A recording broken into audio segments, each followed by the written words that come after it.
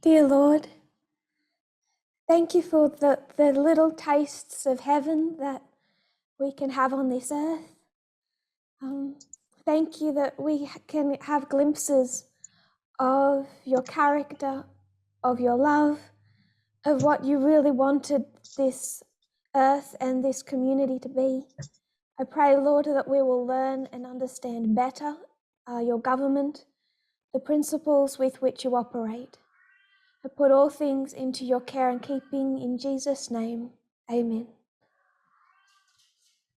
So I won't repeat again the journey we've been on. It's behind me, and it was quite a journey.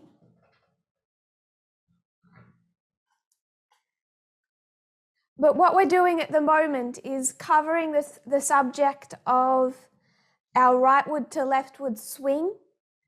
And when we had defined what exactly moved us leftward in 2018, stretching through 2019, we asked, what do the left wing and the right wing stand for that gives our change of position meaning?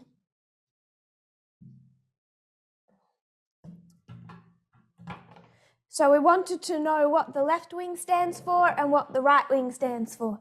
And that's what we were doing last week. So everyone contributed. Lots of people contributed, which was wonderful. I don't think I agree with everything that's on the board or everything that was said, but there was a lot of truth said.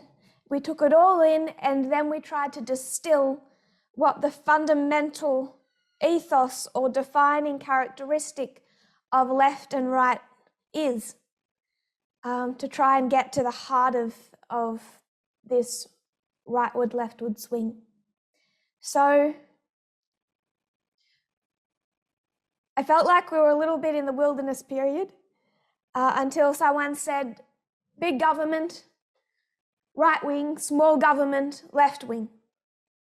And then we asked, why is that? Why does one need, not just want, but need a bigger government? And one doesn't just want a small government, but only needs a small government. It's not that one side just believes we like big and one side says we just like small. The underlying principles with which they operate either demands a big government or demands a small government. And we asked why that was, why this difference in size of government. And when we did that, and other people contributed to continuing with that thought, one side demands big government because they run off the principle of equality. One side demands small government because they run off the principle of freedom. So if we sift all of the muck, all of the noise, and just distill down to the central point, it is equality versus freedom. So if you're going to have your government run on principles of equality, and we started to touch to explain this, it demands a big government. And if you're going to have a country that that principally runs off freedom, then you only need a small government. And we started to kind of flesh that out a little bit more.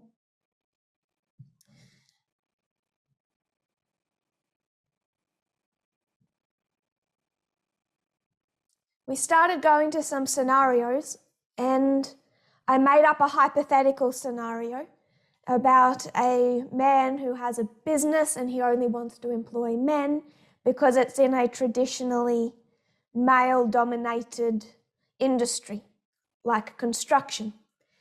And we explained how we tried to use this to explain the difference between freedom and equality. Often when equality comes up, people just put in freedom as if the words are interchangeable, and they're not. So to really explain that these two words are so different, we went to a court case that was from I think 2017. And I'll make some room.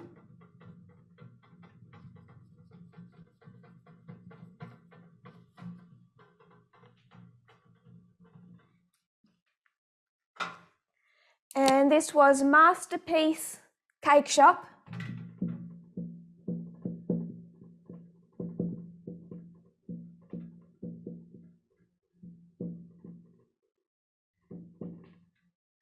Versus the Colorado Civil Rights Commission.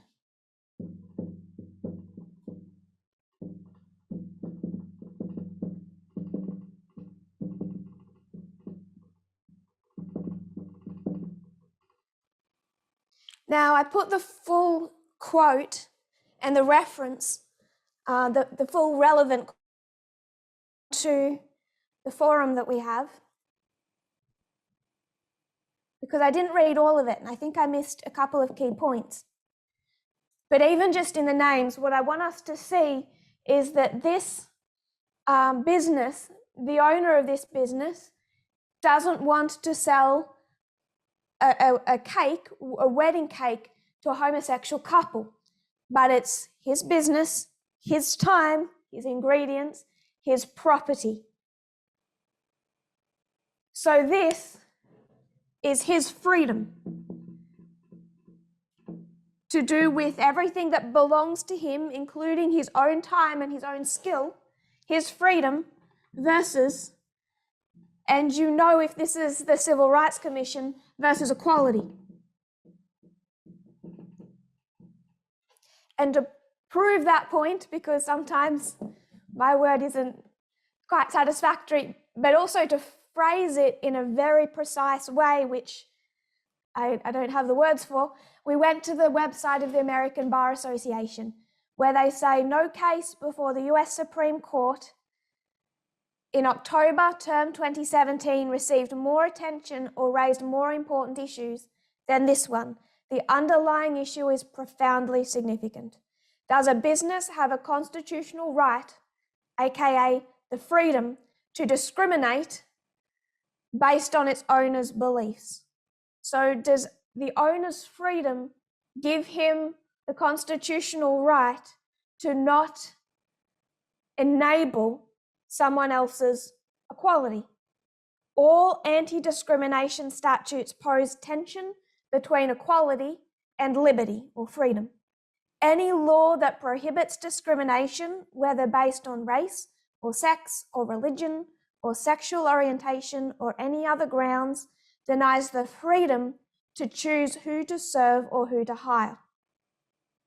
Indeed, this was a key objection to the Civil Rights Act of 1964, which prohibits places of public accommodation from discriminating based on race and forbids employers from discriminating based on race, sex, or religion. The law interferes with the freedom to choose one's customers or employees. This was the issue at the heart of this Supreme Court case. Is a business's freedom to choose its customers more important than the government interest in stopping sexual orientation discrimination? Pretty much ended with a kind of draw, to be honest. They still haven't resolved this issue. So that's kind of a summary of where we got to, trying to illustrate this tension between equality and freedom, because just on this court case, just down to the makeup of the Supreme Court itself, you have it was the cake shop that won, but it was a hollow victory because they refused to allow that victory to set any type of precedent, which is why I put up an article on the media broadcast this week saying, everyone involved in Vespers, please take note, because there's another court case coming up. And why these court cases continue to arise is really because it's never been finally decided. It has on race, but it hasn't on gender. And I think we're going to come back to that point. And you know where Ruth Bader Ginsburg stood with that Supreme Court case. The Conservatives went with the freedom.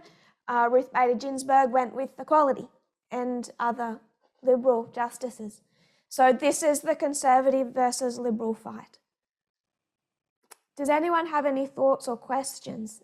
Anything that's arisen during the week that you wanted to ask or say? Because that's pretty much our review.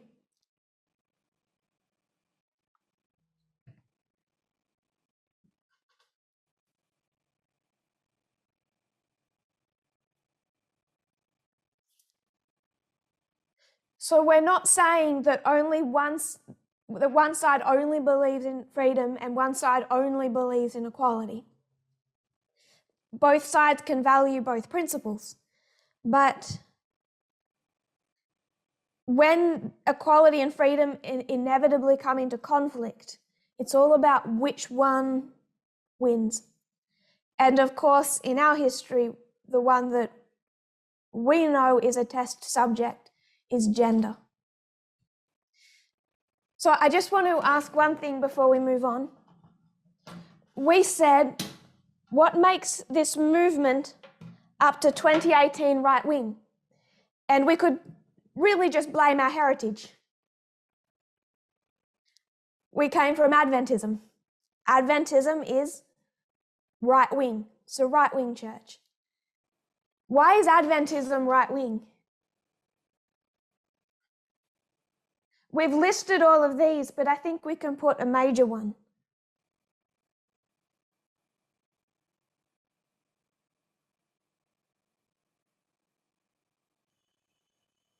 What is Adventism taught to fear?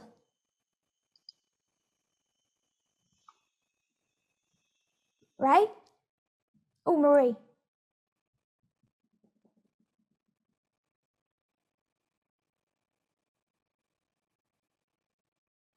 Marie? Sunday law. Marie, are you there? Yeah, sorry. I'm sorry, Ray. You got that? I got the hand. I'll get to you, Ray. Our fair has always been Catholicism. Yes, I agree.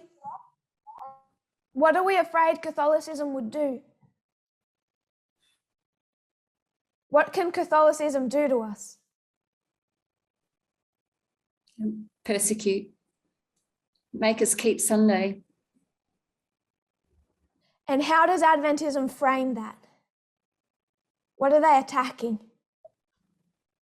The Ten Commandments. All your answers are good. They're not the one I want though.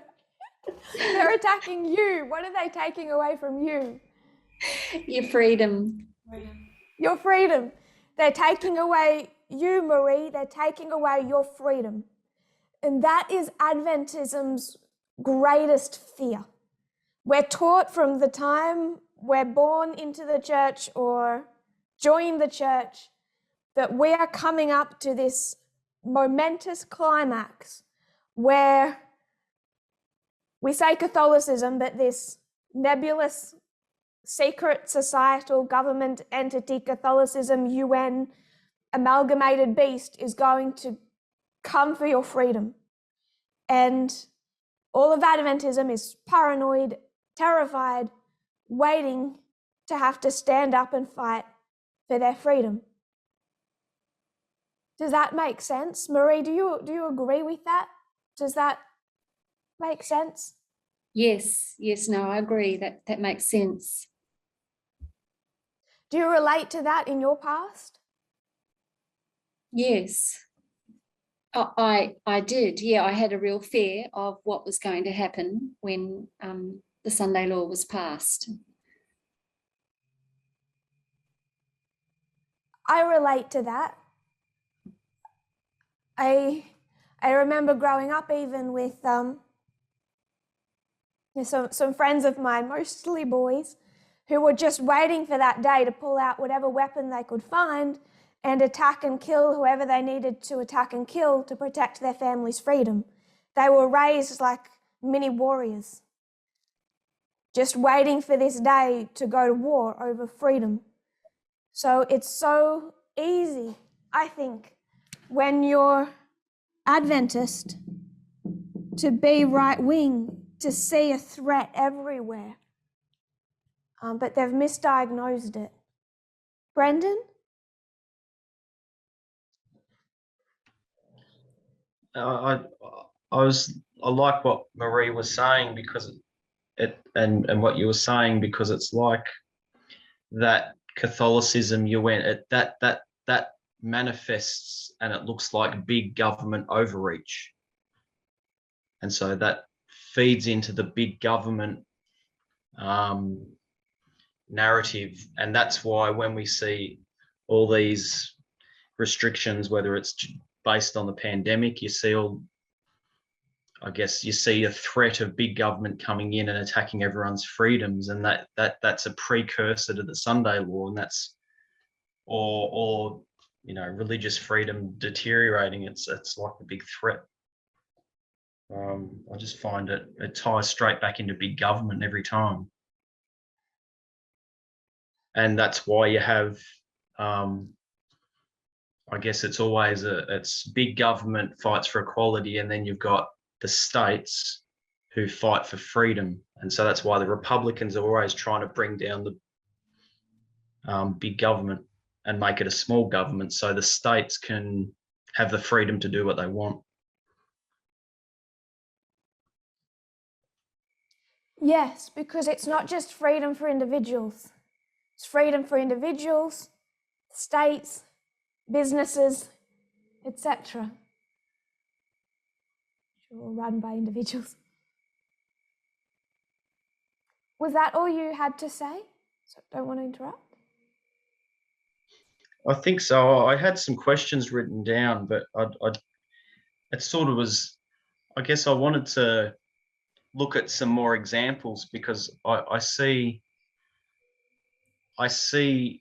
this dialogue that we're having between freedom and equality being really helpful to, I think it'll be really helpful moving forward. And I guess I had some questions, like when A.T. Jones in 1888 would say, I'm going to fight for your right to worship on Sunday.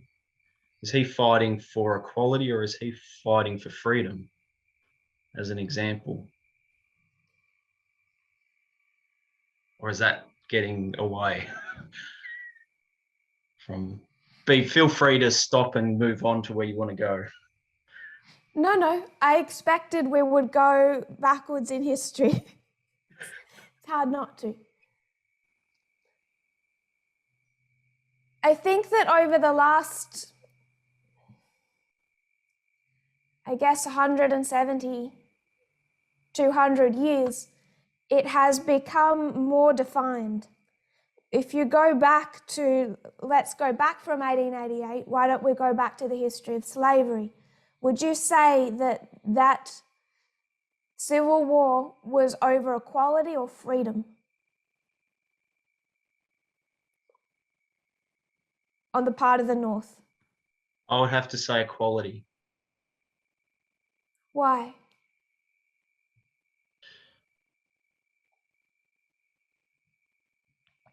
They were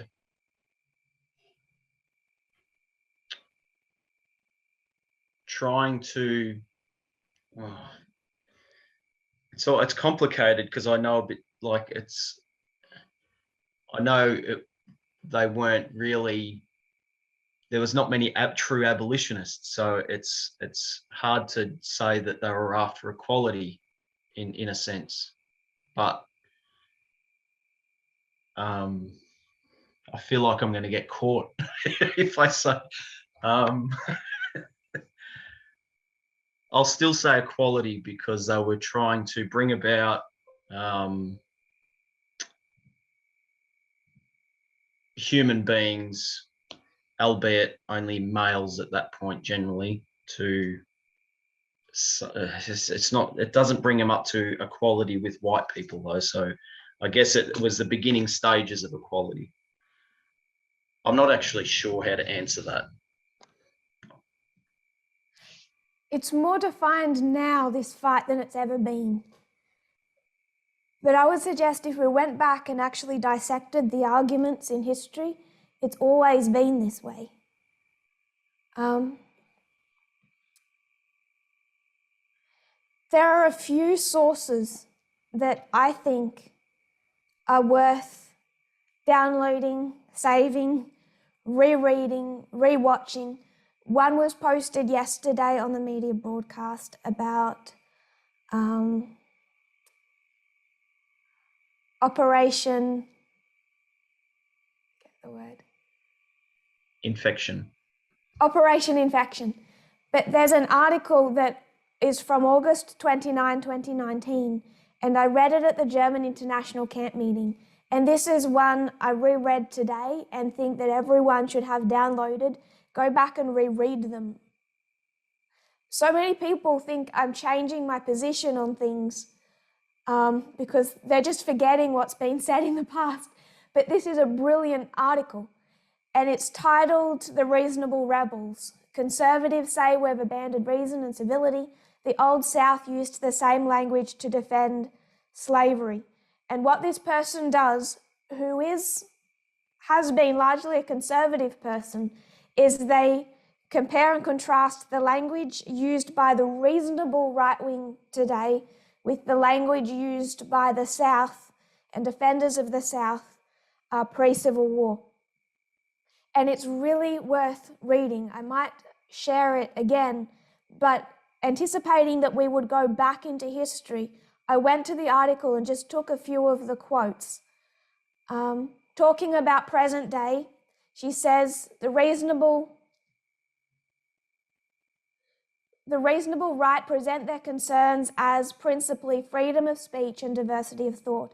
It's about freedom of speech, freedom to think, to say, to be prejudiced. So she says she felt frustrated when she listened to Shapiro or Jordan Peterson and others, including some women who call themselves feminists but are critical of feminism. She was reminded of the pre-Civil War South. And she goes back and explains the arguments that the South actually had. Why do people in the South today fly the Confederate flag and say it does not represent racism? What do they think that flag represents?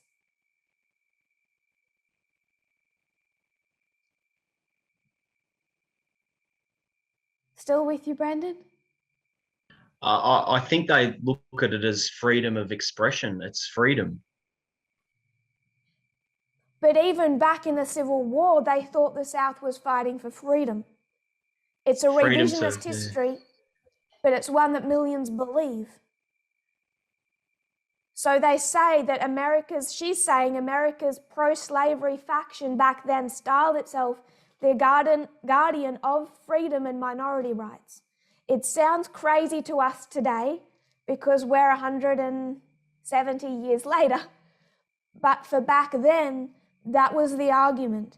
They were the defenders of freedom and minority rights. They were the oppressed, not the oppressors. She talks about Stephen Douglas, who insisted he didn't necessarily support slavery.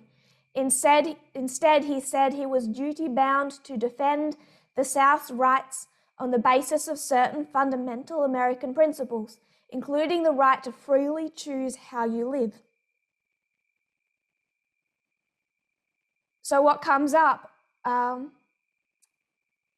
another point she makes, one reason slavery was not abolished in America through the political process, as it was in Britain, is that those who truly believed in abolition were rhetorically straitjacketed by the preposition that they were the hardliners who sought to curtail freedom.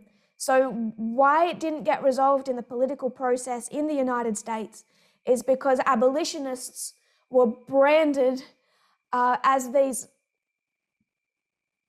radicals trying to curtail or take down freedoms, which was styled as the chief American principle. So it sounds crazy to us today, but if we went back then, it was freedom versus equality. I won't give the country, because it might narrow down the issue too much for those involved, but there's a woman in Africa who has been going through the process of getting a divorce from her abusive husband. She separates from him physically. He stalks her. She goes to the head of the local police, and the head of the local police says to her, I don't care what our country's constitution says about the rights of women. In day-to-day life, we do not operate via our country's constitution, because constitutions can kind of sound progressive. They'll put nice things into writing. But on the ground, they say, no, we don't run by constitution, we run by culture. And culture says you are the property of your husband, you belong to him. So if we're going to come back to this model,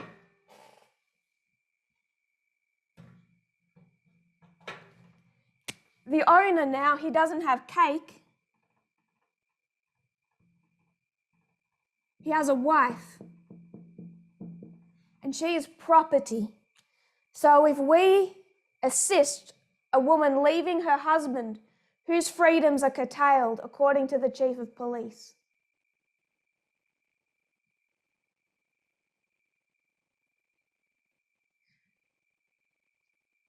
Ray, you were next with your hand up. I'll pick on you.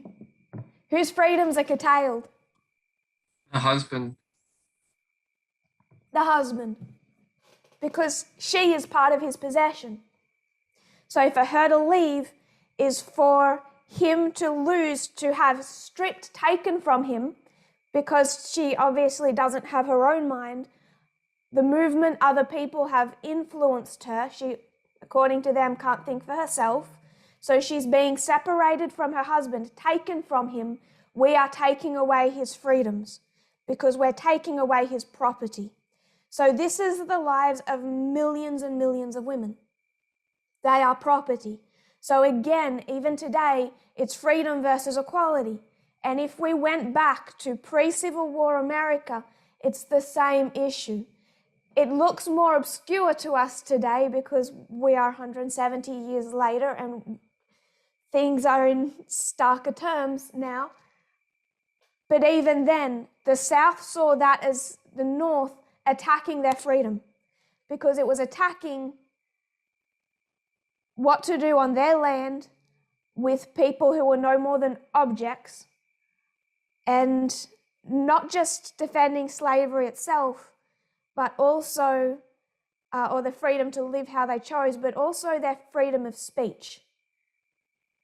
Because it became quite, you were cancelled in the North, in many places, if you defended slavery. We asked yesterday, last week it came up, and someone said, you know, this side is tolerant and this side kind of cancels. I don't actually agree with that. I think this side does a whole lot of cancelling. It's about whether or not we don't mind that Trump gets banned from Twitter. Brendan, does that make a little bit of sense? I know it's a little not clear when we go back. Yes. So if I could say 5 seconds worth, just so and correct me if I'm misunderstanding, but it's the equivalent of saying the South they're saying they're fighting for their freedom to do with their property what they want, and they don't want the big North coming in and interfering with their freedoms, but their property is human beings. And so it's the same principle as the cake shop. They don't want, it's the same principle. Or wives in that example as well. It's just exactly the same principle. Yes, and their way of life is not just slavery. Slavery is an integral part of it, but it's also the entire culture that wraps around that. If you've ever seen Gone with the Wind, the glamorization, the glorification of Southern culture, built on agriculture, built on states' rights, built on this kind of image that they made look beautiful. A lot of people who defend the antebellum period, they don't see themselves as racists. They are duped, willingly or unwillingly, by a revision of history that believes that the Civil War was the South fighting against a big government North for freedom. It becomes more obscure to us today because if you have enslaved human beings, then isn't that a fight for their freedom? And in a way it was. But I would suggest we should reread this article so we can pull its bones apart a little bit more. And I think we would still see freedom versus equality and how that has, over the last 200 years, only become more and more clear.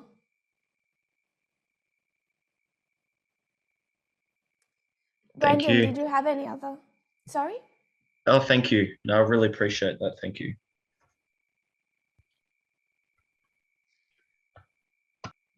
Ray,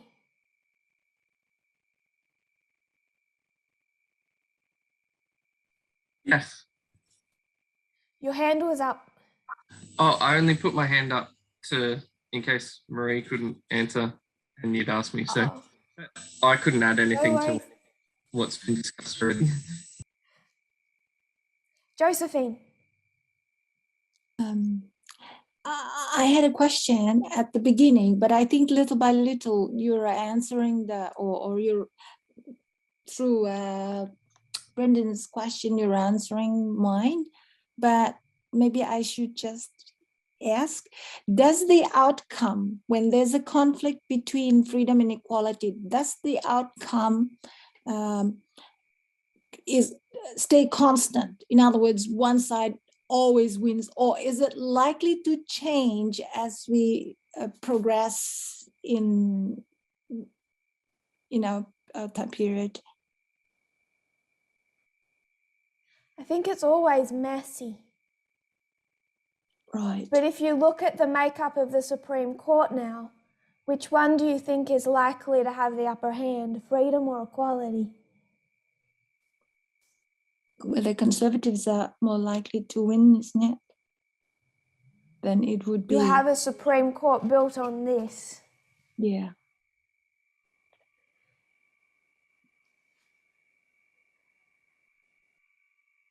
We're going to keep going over this point. I want to expand on this freedom a little more, so it might become clearer as we go. Molly.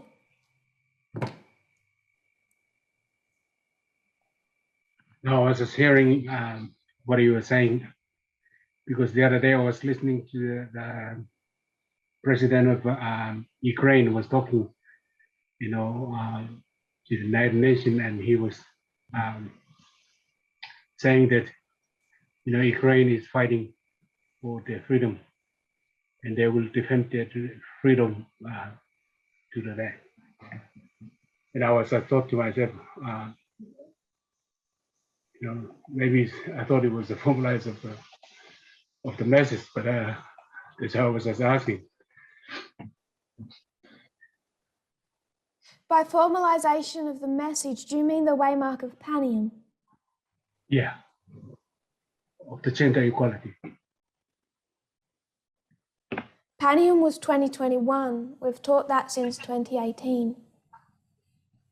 I think what we need to do is be careful that we don't get pulled into Ukraine because it's a hot war. I've been saying since 2018 that the conflict is between Russia and the United States and their respective allies. So Russia, China, etc., United States, NATO, etc. But it's this conflict that is heavily based on information warfare. And that's what we saw in the late months, particularly surrounding October of 2019. And what I do see people do, I see the comments online, is like, hooray, look how our message is vindicated. Now we can pin it to a hot war. And I think that is sad, frankly, because If we have to wait to see a hot war to trust in the waymark of Panium, then we never believed 2018. It's centered on information. They're fighting for global opinion. And that's one of the reasons that I'd encourage you to go and watch the video that was posted from the New York Times yesterday on the media broadcast. It is through information that the West is winning in a form. Ukraine is a small part of a much bigger story, a bigger puzzle. But just bringing it back to freedom versus equality, I'm not demonizing freedom. Freedom is good. But when they come into conflict, one has to kind of slide underneath the other. And that issue, that seemingly simple issue of one just sliding underneath the other, is what has created a polarized world. And the issue that the whole world is clashing over is gender. Women, LGBT, that is where the collision is happening. We see that in Australia. We see that in Australian schools, Australian religious schools. They're not fighting over whether or not they will allow someone of a non-white race into their school, or allow, even in Florida, whether or not they will allow someone of to admit that other races even exist. What they're fighting over is just to allow children to know that LGBT people even exist. Everyone is colliding on the subject of gender, and two sides are fighting for freedom versus equality. Of course, freedom is valuable. But when it comes at a cost, then it will come into conflict. I want us to look at some examples. So come with me to Australian politics. What is the right-leaning Australian political party?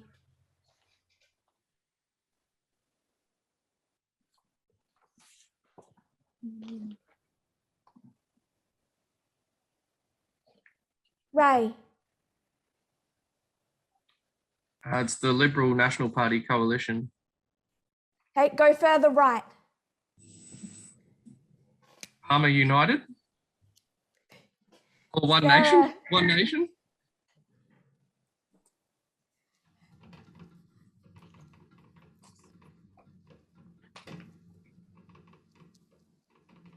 I get criticised by some people not in the movement that I don't keep a close enough eye on Australia. They wonder why I'm so focused on other parts of the world. So I could get that wrong. I was thinking of the United Australia Party. That's separate to One Nation? That's Clive Palmer's one, United. That's Clive Palmer's. So there is, it's very confusing. Left wing is Labor. Right wing is Liberal, which doesn't sound like it should be. But then there is United Australia.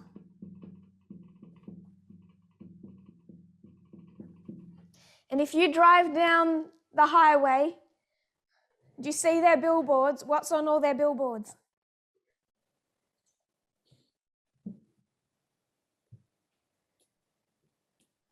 What are they fighting for? We've gone left wing, right wing, but now we're going into the far right in Australia.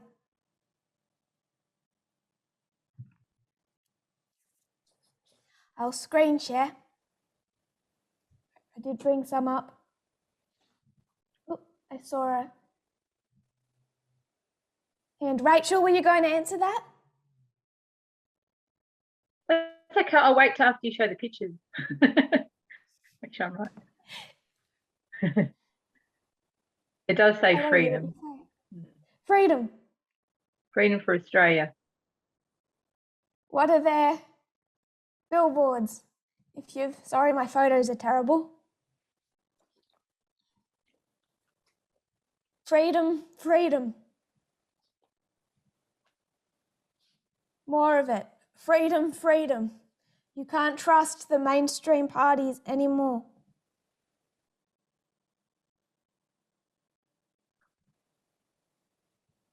What do you think they're trying to sell? What are they screaming? What do they think is under threat?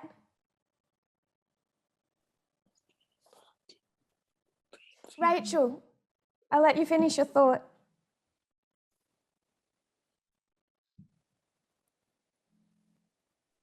Oh, that was, yeah, I was just thinking, I was seeing quite a few there, freedom and yeah, making Australia great again. You go into a little town, country town, you're not that little, country town in Australia, you go to the centre of the main streets and there's a big billboard with Trump's face on it. Why? He stands for something kind of global, and they use his image, they use that, make a country great again, but it's plastered with freedom because that is what they are saying is under threat. That's what they see is under threat. Canada, truckers, what's it called?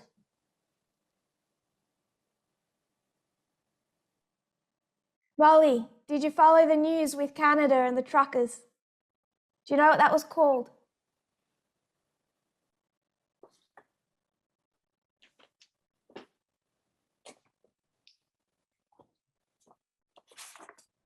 No. Thought it was freedom fight. Freedom.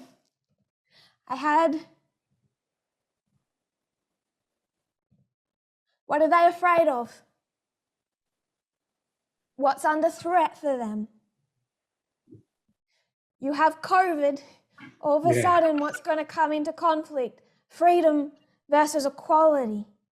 It's so easy. We know with the floods up north, some of these towns, probably one of the worst hit town is where I used to live.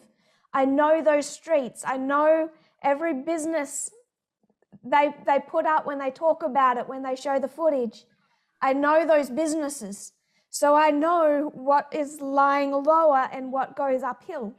So when you have the news crew come around on a helicopter, are they going to take their helicopter and show you all of the miles of land that's a bit underwater, or are they going to take you to the very epicenter? Where do they take you, Molly? The epicenter. They take you to the epicenter of the disaster. So when you have news crews come and film the trucker protests, they're going to take you to if they see a Nazi flag, they're filming that. That's what they're going to. But surrounding that little minority who are, for sure, neo-Nazis, you stretch that out, and what you have is a lot of people who have seen freedom and equality collide and are terrified of losing freedom. If we lose sight of that kind of majority who are not neo-Nazis, we lose sight of what the conflict is actually about.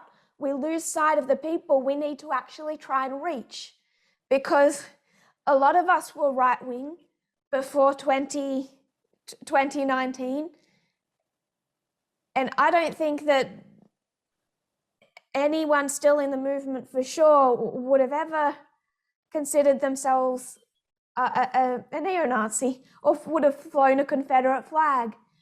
We need to just not see the epicenter, and this is something the media does, and we should be aware of it. I think I had just a couple more.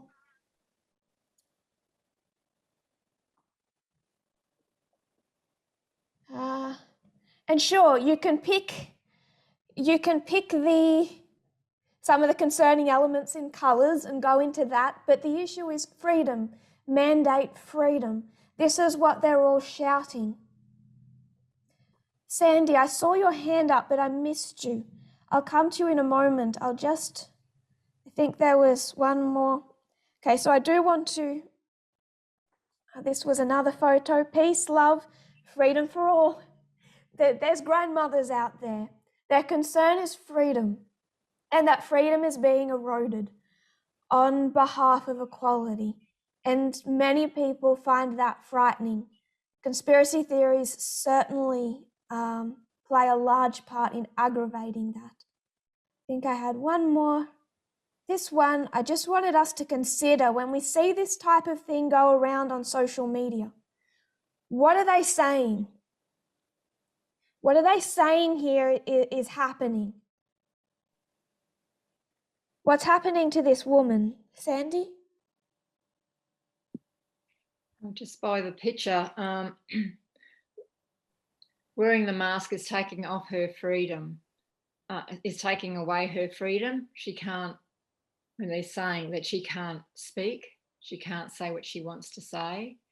So I suppose I see that the mask mandate is a freedom that is, it's taking away her freedom. Would that be right? That's what I see in that photo. That's the issue that people in the movement are confronting. And they're seeing photos like that and saying, I support that. And my question is, if that's your response to masks and your fear is erosion of freedom over mask mandates, where do you stand on the midnight cry? Because we're still fighting two streams of information. One stream of information, another stream of information. And if what you're afraid of is the erosion of freedom because of a big government equality, you never accepted 2018, and it's 2022. We're a bit of way along. Sandy, you had a thought or a question? Oh, no, it's okay. It was from way, way back. We sort of, and it was just a comment I was just going to make, but it's sort of way back in the past. It's okay. We can go back. It's repetition build. I was just going to say how the word freedom, how we know that, I mean, I think today the left, talking about America, use the word equality a lot. If you go back to the 1960s in the civil rights movement, they used the word freedom for their cause, for race, freedom for the races, which was probably really equality. So I think we were saying like freedom means a different thing for the right and for the left. I think it would depend. I don't know what sources you've gone to see that. Freedom certainly gets pulled into it. But the ones I've read speak of equality. Well, from I back think then? It would depend a bit on the sources. Okay. Freedom certainly gets thrown around. Yeah. But I think it would depend at least a bit on the sources that one goes to. Some are more precise than others. But I want to go back to the civil rights movement as well, so it's good to go back there. Because I want us to just complicate our picture a little bit.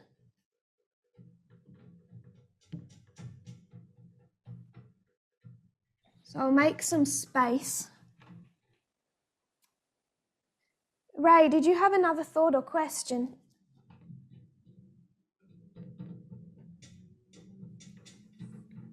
No, I was just going to answer the Freedom Convoy question, that's all.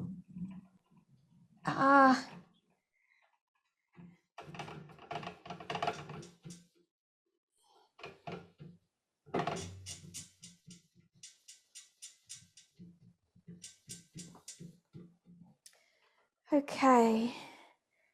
So, just to complicate things a little, we've been through, we looked at Australia's far-right party, which I think is emblematic of a lot of them. We looked at the Freedom Convoy, just to give some examples. I just will have a quick look. Just two other comments I wanted to make. One is from a Washington Post article from 2004. I don't agree with all of these articles, this one and the next one. They are, I think, coming from somewhat conservative voices, even though it's the Washington Post. But covering the 2004 election, they say today, as for the last 200 years, the left-right divide is defined by different valuations of equality and freedom. So they're seeing that in the 2004 election. That's the divide between the Democrats and the Republicans, the left and the right. A 2019 article said the same thing. What is more important to you, freedom or equality? And then breaks that down via Democrats and Republicans. This one I might just refer to a little. It's from the Renton Reporter. Because they go back into history. They say if you're a Democrat today, equality is more important than freedom. If you're a Republican, freedom is more important than equality. Then they go back 154 years from then to the Civil War, and they show how that system changed. Currently, Democrats favour equality for women, immigrants, minorities, and homosexuals. Before the Civil War, though, Democrats favoured slavery and states' rights, while the North worked for a level of racial equality and the end of slavery. So even this article, the point he is making is that today, Democrats, equality, Republicans, freedom. This switched because you go back to the Civil War and what you would find is the Democrats, which was then the South, were for slavery and states' rights, states' freedoms, and the North was for racial equality and the end of slavery. So even going back then, it defines it in terms of South, freedom, and North, equality. Southern Democrats felt that giving equality to former slaves only diminished whites' power and status and took away their freedom. They fought violently to reduce equality, and that they are then going post Civil War into the history of the Jim Crow era. So even after the Jim Crow, they're fighting racial equality because they believe it takes away from their freedom. I just thought that was an interesting article that was just going to trace it right back to that history. Brendan, and then we might move on just to complicate our picture a little. In danger of simplifying this way too much, are we looking at the beating heart of what the Sunday law is going to look like? This clash between these two where the left actually compromises on equality towards freedom?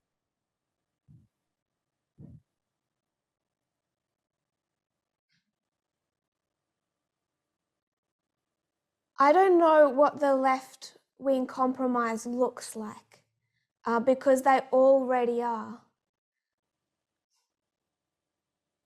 If you had today,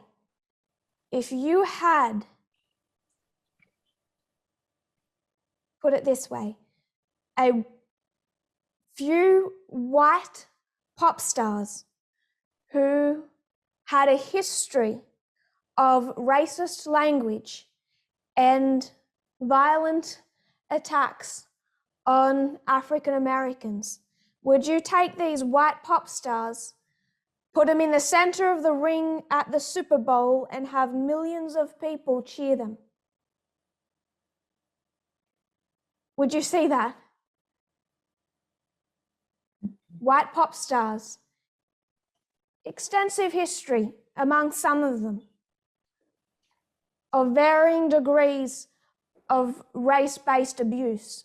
Would you see them championed at the center of the Super Bowl? No. You wouldn't. But when it becomes gender, and it's gender that is the core of the issue, where's the complaint? Where are the voices? There is no none. one wants to complain because, like the article shared earlier this week on the horrific case of abuse, as the lawyer said, domestic abuse is common and it's a relatively minor criminal conviction. So democratic compromise. The vast majority of the world has been in compromise, if we just take it prophetically, from 1989. They're not going to correct that. Whether or not we take that and we pin it to the Sunday law, sure, a lot of them will compromise, but it's still going to be, just looking at the Supreme Court, it's not Democrats' compromise that actually does that. I think that's the only point I would perhaps be nervous about agreeing with what you said. That a democratic compromise isn't, I would suggest, at the center of the Sunday law. Not that we have full visibility of what that looks like. 1850 was a history of failure. That was clearly compromise. But being a history of failure, I don't think we can take that exactly to today. Otherwise, yes, I think that I agree with what you said. We're looking at the absolute heart of the Sunday law issue. Thank you. I knew it was going to be in danger of being too simplified. I don't think it was too simplified. I don't think it was too simplified. We have seen compromise at every step of the journey. Find me a Democrat in Congress who's a radical feminist. It's just part of the story now. So, to complicate, we have the principle, right, on freedom. So I'll go over this side, should be my body, my property, my life, my choice. So I don't have to take, I don't have to eat, I don't have to sell to anyone, I don't have to employ anyone that I don't want to.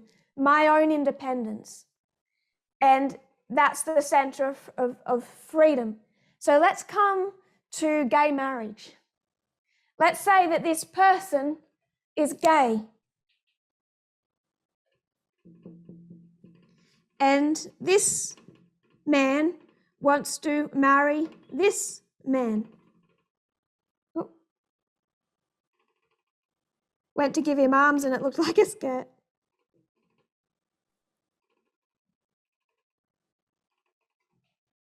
Now, complicated picture. Why would a party that believes in freedom disagree with this? Who does this hurt? Isn't this their bodies, their marriage, their choice?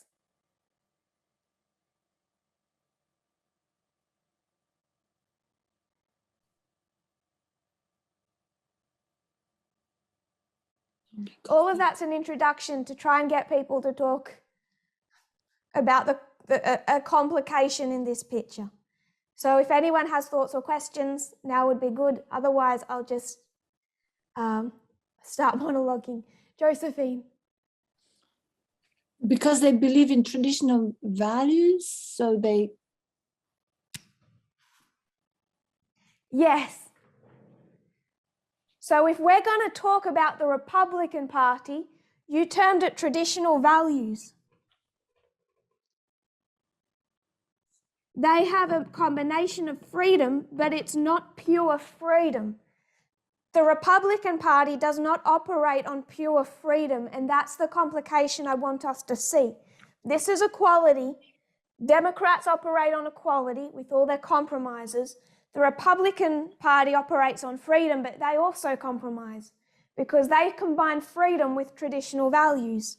And traditional values, I will just call it, if you don't mind, state enforced morality. And that does become a compromise with freedom. So I want us then to consider a political party that doesn't do that. Does anyone know the political party I'm talking about? It's the third biggest political party in the United States. You have Democrats, Republicans, and then number 3. Brendan. Is it the Libertarians? Libertarian. So what libertarians believe in is freedom without state-enforced morality. Pure freedom. I don't know if you've seen political charts drawn up this way, where you have left and right, but you have this other scale down the middle, and this stands for authoritarian.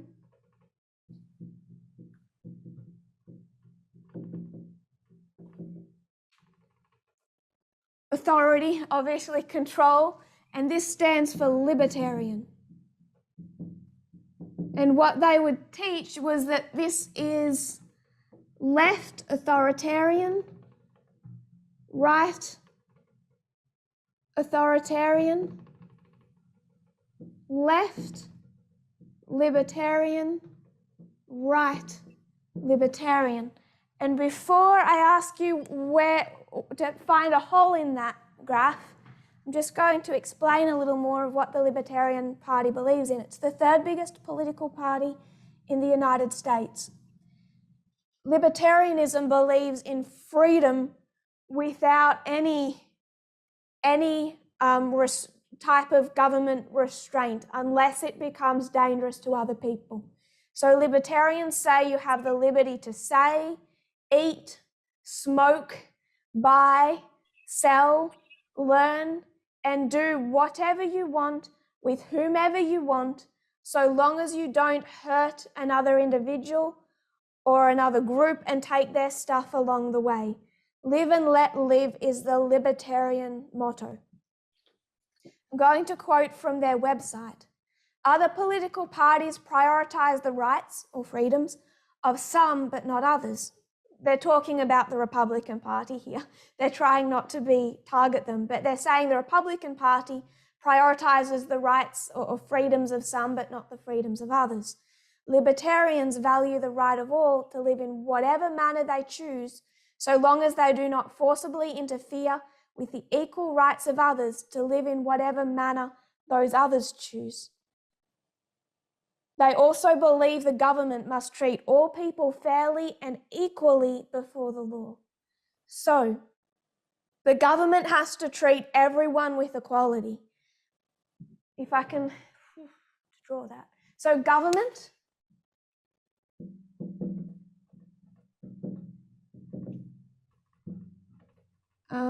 the government treats everyone with equality and then allows everyone all the freedom they want as long as they are not actively hurting someone else. So a libertarian position will support, what are some of the things that they will support? If you're in this position, you're a libertarian, how will you go with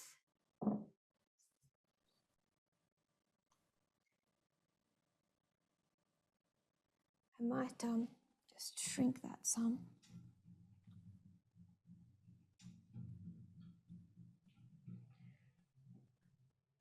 James. Marijuana or certain drugs like marijuana.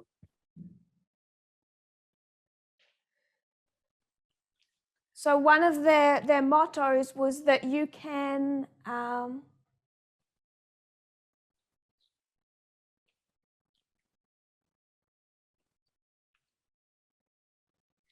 eat, smoke, buy, sell. So yes, definitely marijuana. They want the decriminalization of drugs. So they would say no to the war on drugs, for example, or the tough on crime. They would say no to tough on crime. You don't need government intervention, aka a police force, unless someone is actively hurting another person. Absolute freedom to smoke marijuana. Anything else, James? No, that one just popped in my head, so. Key one? Ray? Would they be in support of gun rights? Guns. Yes. Anything else?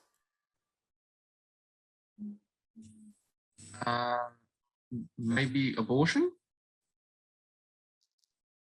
It's Oh. nice. Technically, yes. Technically. The reality of it isn't actually. I was actually thinking of asking this as one of your complicated scenarios before you started talking about libertarianism.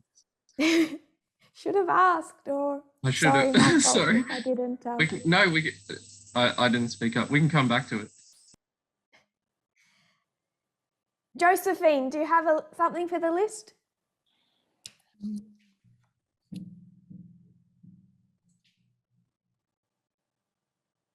Sorry, Elder Tess, I was just thinking of the holes in that. It sounds to me a little bit like the cultural feminism, do whatever you want. My mind was just running away. So, what about marriage? Gay marriage? Yeah. Absolutely. They'll support gay marriage. Freedom. You brought up, you brought up cultural feminism. My problem with cultural feminism and liberal feminism is not that I'm a conservative and I have a problem with the way people want to dress. The problem is,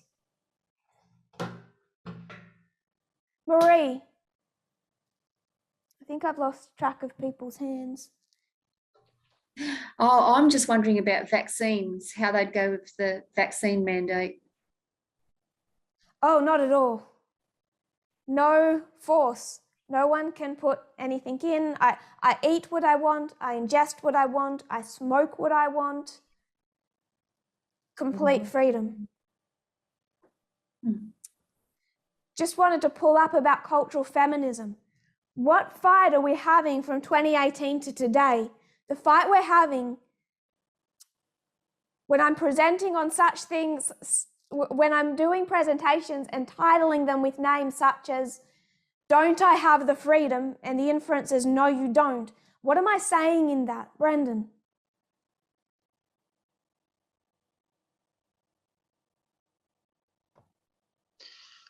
You're saying you don't have the freedom. You're saying, well, you're saying you're a radical feminist, I guess. Is that where you were heading? There's restraint. So I'm presenting in 2019 in Germany. I present the Eden to Eden model and teach equality. I am walking out of that room. I haven't even left the room. And a male board member of a ministry comes up to me and says, "Love this message. Love it. Now I understand this movement is going to have small government because everyone has the freedom." I know I'm not even ordained yet, and I know the battle I'm about to go into, and I know just how wrong he is.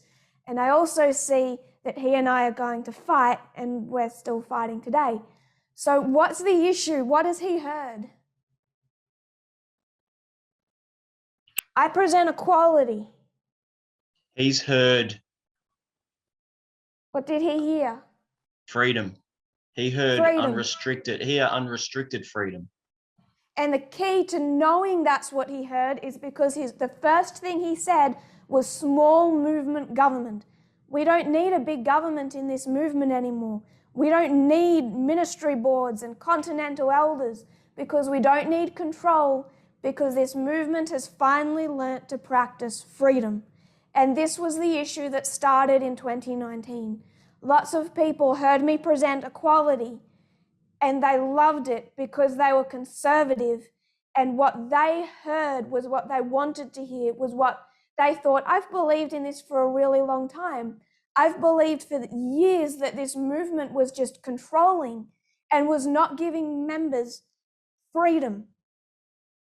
And then they wonder why over the next months and the next years they're clashing with movement leadership because they did not understand what I was teaching. Trousers, is that about equality or freedom, Brendan? Equality. Equality, earrings, is that about equality or freedom? Freedom. Freedom. Every fight that I've had since 2019 with people has been about me presenting equality and saying you don't have the freedom. Not in this movement, because we are not a right-wing movement. You're not going to like the way we operate. You're not going to like vows. Why do people all of a sudden not like vows from 2019 forward?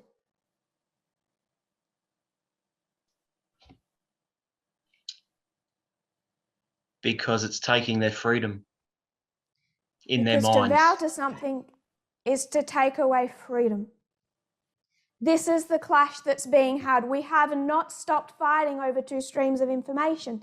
It's the midnight cry over and over and over and over again. It's right wing versus left wing. It's freedom versus equality.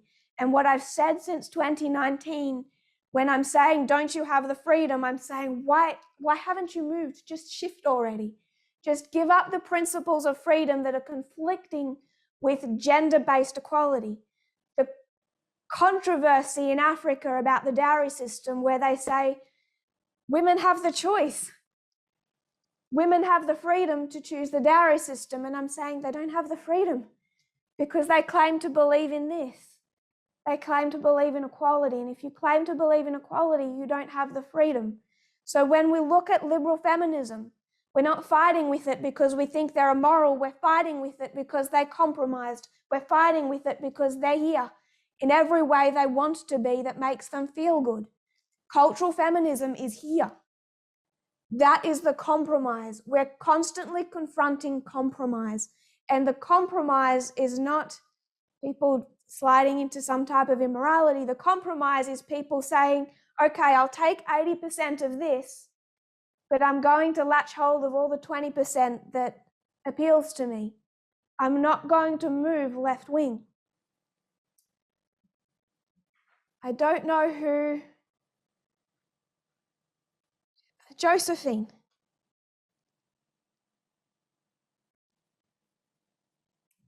I'm here. Did I ask you? Did I get to you? I just don't want to. Yes. So, I asked the question. You're the one that gave us the road to this because you brought up cultural feminism. Yes. Raymond.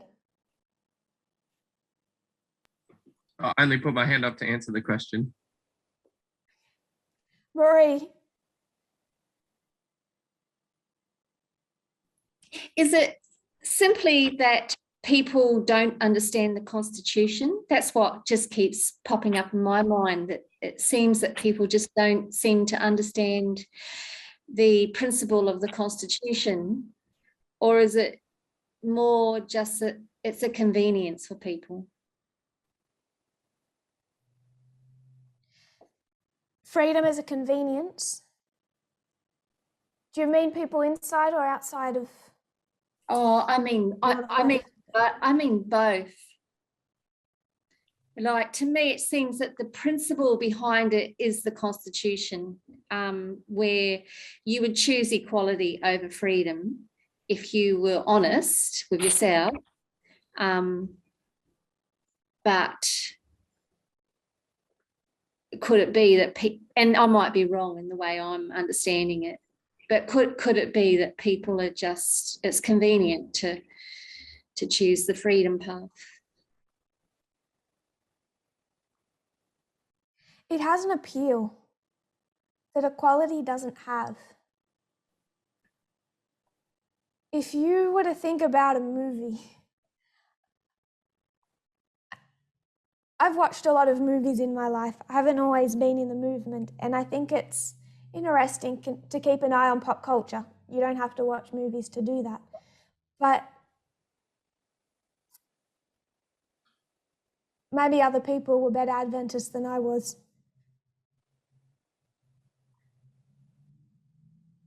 If you look at what movies celebrate, what sells? What sells movie tickets? What inspires people or rallies people? What makes them want to be, what's that anti-Semitic actor? Does the Scottish movie? Mel Gibson. If you said Scotland and saw your hand go down, Ray, beat you to it. But if we think about movies, if you think about, there was a 2004 movie with Will Smith called I, Robot. The most selling point of a movie is the ones, especially if they're going to appeal to young men, which I think we're going to tie in a little more as we go along. They're going to have that kind of appeal.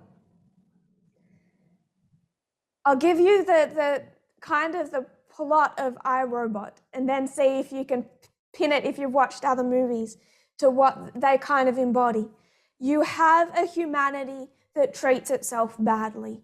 World War I, World War II, ongoing discrimination, Iraq, world wars, conflict. It's a mess. And then you have, in this movie, there's a robot. Sometimes it's a billionaire or an alien. But you have robot, alien, billionaire. You have this entity that has a high degree of power. And this entity says, you know what? So humans stop hurting each other. We need to take away human freedom. There was a really cute animated movie that I liked called WALL-E. Similar principle. Again, it was like a robot. And because humanity had destroyed the planet, it's not in a kid's movie, but you would assume millions of people have died. What the robot knows it needs to do is take away humanity's freedom.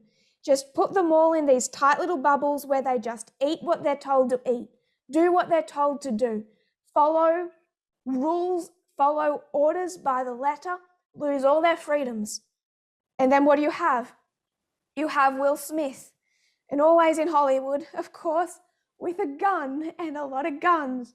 And what is he going to do? Whether it's 007 or Mel Gibson or Will Smith or some animated creature, what they're going to do is they're going to take down, often kill, the alien, robot, or billionaire who is taking away people's freedoms to try and force through equality, to try and stop humanity from hurting itself. That is the plot of movie after movie after movie. That is what Hollywood sells. Particularly, they think that demographic is young men. And Rachel, who I'd wanted to actually speak tonight because she has something she was going to do for us, but she's going to do it next week. And I'm sorry, Rachel, I wanted to hear you.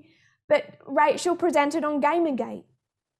These young men are not radicalized just by their little communities or just by their video game culture, which also runs off similar principles. They're watching these movies that are targeted the demographic young men. That's what sells and inspires people. That's what sells music records. Fighting for freedom, fighting for individual freedom. The music that gets you amped up and going. You don't sell movies off to young men about a slow, progressive struggle for equality. That's not glamorous enough. Honestly, I think one of the problems with Adventism is that the Adventist model of the end of the world, based upon freedom, allows for so much inherent selfishness. I don't think even their ideas of martyrdom for the Sabbath is selfless. Instead, I think for a lot of people, it's incredibly selfish. All they want to be is Will Smith, is Mel Gibson, is that hero, gun-toting or not. But if they're a member of the 144,000, no one can touch them. How smug do we get to be? If we are martyred, we're heroes. And then we're raised up again and we can say, I told you so. It's us against the ugly masses who are trying to take away our freedoms. And it has become inbuilt, especially for young Adventists, with a type of apocalypse, end of the world scenario that puts them as that superhero. And it is appealing in a way that is incredibly selfish. What our message has done is strip that away, every last shred of it. And the only thing left is a selfless position for equality.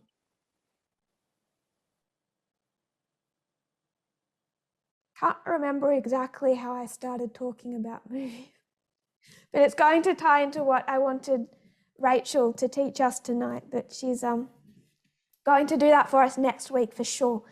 But this is what sells. This is what sells to people, and it sells through Hollywood, even though many of those actors are left wing. What sells movies is not equality principles, just like what sells video games. And if we go to Gamergate, they're watching, the Marvel Cinematic Universe. They're watching superhero movies and a lot of these things that appeal to them. We should be aware of that, and this is part of compromise. It's part of the problem. Some people who now try and watch a movie because sometimes their mind just gets so full and so sore and they try and escape, they come to me and they complain, I can't escape anymore because now I see it everywhere. But I think Adventism has a similar problem where even if they were good conservatives and never watched a movie, their end of the world scenario is movie-like, and it's freedom-based, and they are the superhero. And it's more about getting proven right and defending their freedoms. And for the young men I grew up with, ready and willing to kill whoever they had to kill to protect their families at the end of the world, they were essentially looking forward to it. None of that's about saving people. And what we need to do is also to be careful with the right wing, that there are good people there who aren't necessarily inherently believing in sexism or racism for that matter. Sexism is deeper and more complex today. They might believe in headship for a different reason, but we can't make it all ugly. We have to see that they have a problem with that underlying principle and know how to reach them. So we are out of time, but we went to Libertarianism. We discussed what Libertarianism stands for, and I asked, what's the hole in this? Where does it fall apart? I'll give you the answer, but not explain why, and then I'll ask someone next week to explain why. Left-wing libertarianism. Explain to me how that works or doesn't work. But they stand for this, supportive of freedom without any state involvement. So they support gay marriage. They support women taking on any job women want to take on. Women full freedom. If a woman wants to enter the workforce, if a woman wants to run for president, run for president. If someone wants to smoke marijuana, smoke marijuana. If someone wants to own a gun, own a gun. But prostitution, religious freedom, they have so many positions that we would agree with. Obviously not all the ones on the board, but supportive of gay marriage, supportive of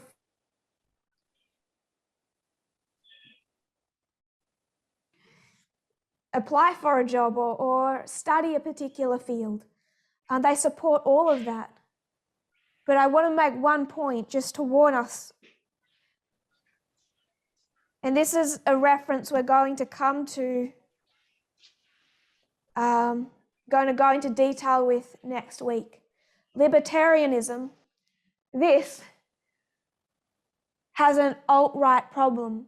Many prominent leaders of the far right have at some point identified as libertarian. What they recognize is that leaders of the far right today, they're more likely to come through libertarianism, which means they agree with gay marriage. Some of them agree with abortion. They agree with women in the workforce. More leaders of the far right come through libertarianism than any other avenue, including republicanism. And we want to see why. Because the greatest threat, if we're going to talk about the far right today, isn't elderly male Republicans. And we'll go further into that next week. And Rachel is, I'm excited, going to help us. So I might not be able to take any more questions or comments now, but if you have any, hold on to them. Don't let them drain away. even if you go and write them down, because I want to hear them. So to review, we reviewed and broke down this, the essential ethos of right wing and left wing, freedom versus equality. We started a discussion that I'm sure for many might not have gone to answered all their questions about history, why the North versus the South was still equality versus freedom, even though it has been more complicated at different points. We explained the other complication when it comes to the idea of a person as property and how women are viewed as property. Probably the vast majority of the world believe so to varying degrees.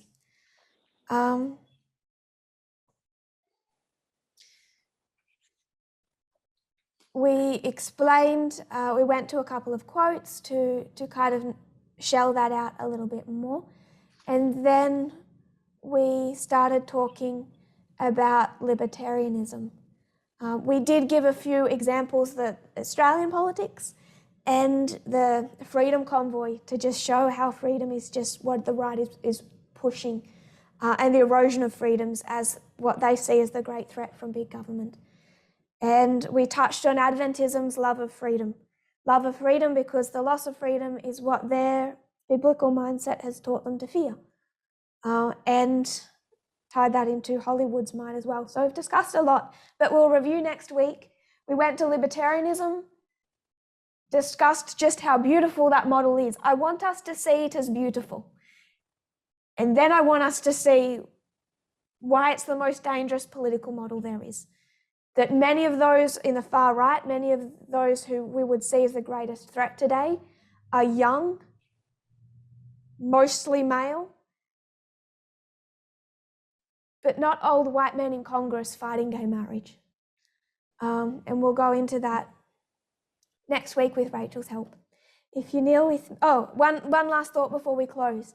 There's an article I would like everyone to read. I might send 2 articles. First of all, the one from 2019 on the Civil War. And if you read that with what we said tonight in mind, I think it might help clarify things a little. It is on the media broadcast. I think I posted it there in the early days of the broadcast as one I just wanted people to have, but also save and keep and reread. And there's one other article that was written in 2015. It's by Vox. It's quite long, but I'd really like everyone to read it, even if you read it soon and then reread it if you could just before Vespers next week. It's from 2015, and what this journalist does is he goes and speaks to some of the men who were involved in Gamergate. Some of you have heard Rachel present on Gamergate, and she's going to do that for TMW in, I think, next month. So for some of you who have already seen her present on Gamergate, the context around it will make a little bit more sense, but it's still worth reading. And there's some key points in that article I want us to pick up, because a lot of this centers on libertarianism and a younger demographic of men. So homework, if you don't mind. If you kneel with me, we'll close in prayer. Marie, would you close in prayer for us? Dear God in heaven, thank you that we could all meet here on Sabbath and discuss and try to understand more about equality versus freedom and the grip that freedom has on the world and on the church, and our role and what our role is in this whole messy thing. And I pray now that you will please bless all of us as we go our separate ways now, and protect us and allow us to all come back to meet tomorrow morning. And your name, amen.